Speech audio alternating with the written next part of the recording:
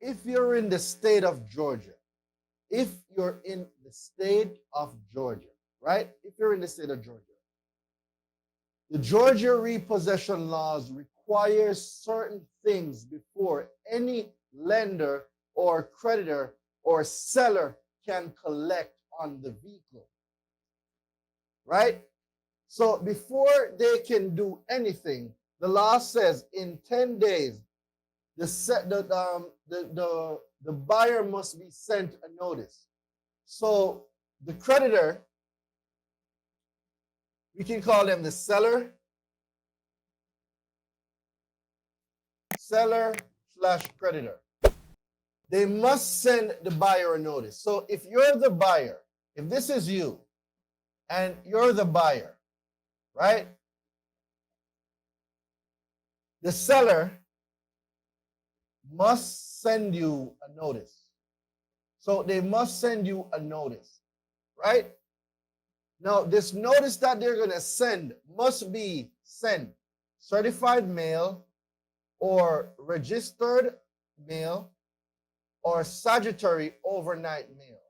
All right, so it must be sent certified mail, registered mail, or statutory overnight mail. If they sent you mail that is not certified, mail that is not registered mail, or mail that was not sent statutory overnight, that is the first violation. That is the first violation of Georgia state repossession laws. That's the first violation, right? Now, the mail must be sent to the address on the contract. The mail must be sent to the address on the contract. Now, if it gets sent to a different address, it must be an address that was elected by the buyer.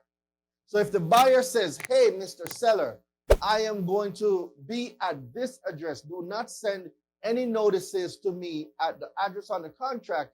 Here is a new address for you to send me notices to. The seller must send the notice to the new elected address. So the first thing we need to comprehend now, right? We need to comprehend that the seller, they must send the notice to the consumer or to the buyer.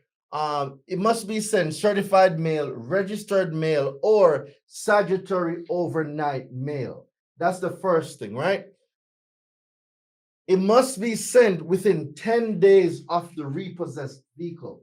So when they repossess the car or the truck or whatever, it must be sent in that first 10 days. So let me ask you guys a question. If the notice is not sent in the 10 days, what just happened? If they did not send a notice within the 10 days of the vehicle being repossessed, what is that called?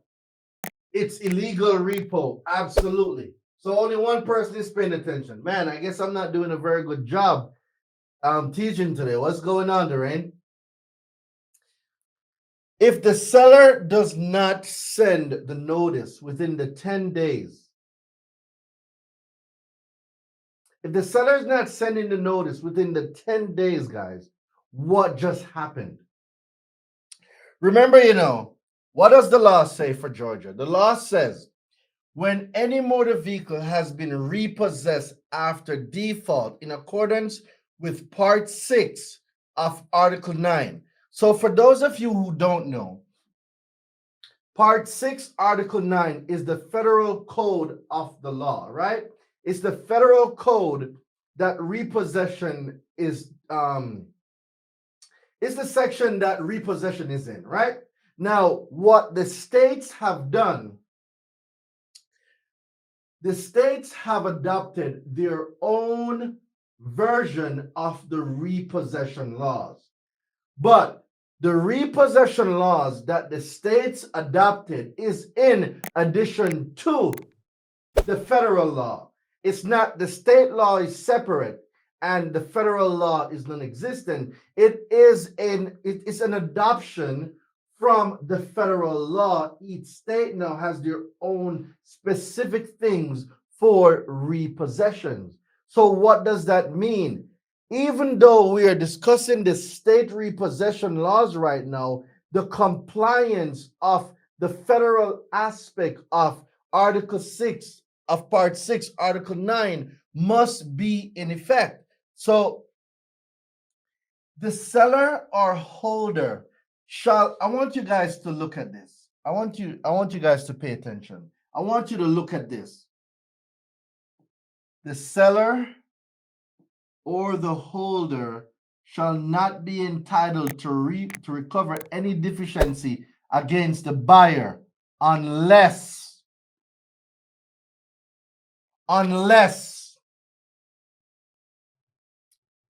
does everyone see, like, is everyone seeing what is there? Is like, is this a public meeting? The seller cannot collect. The seller shall not be entitled to recover a deficiency. So, guys, for those of you who don't know what a deficiency repossession balance is, let me explain what a deficiency repossession balance is. If you have a car, right? You got a car,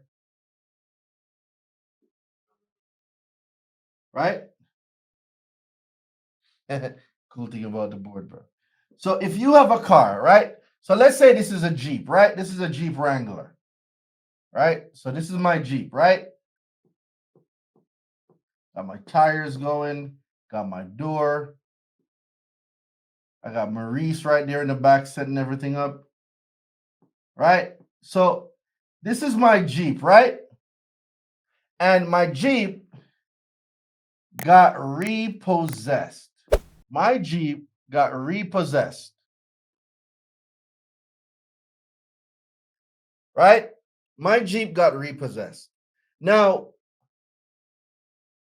they took the car and then they brought the car to an auction, right? And then you got all these people bidding on my Jeep because my Jeep is fly, right? My Jeep is fly and everybody wants my Jeep. So everybody now at the auction is bidding on my Jeep.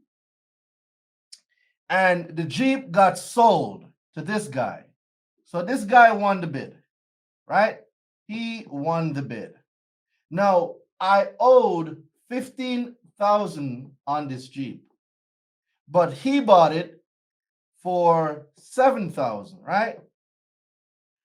What is left, the difference of what was paid for the Jeep and what was owed is called the repossession, repossession deficiency balance. Right? So if my Jeep goes to auction, and then it was sold for less, and it was sold for less than what I owed, there is what is called now a repossession deficiency balance. So what shows up on your credit score, right? So what shows up on your credit score is the repo deficiency balance. That is what shows up on your credit report, and normally this is what gets sent to collections.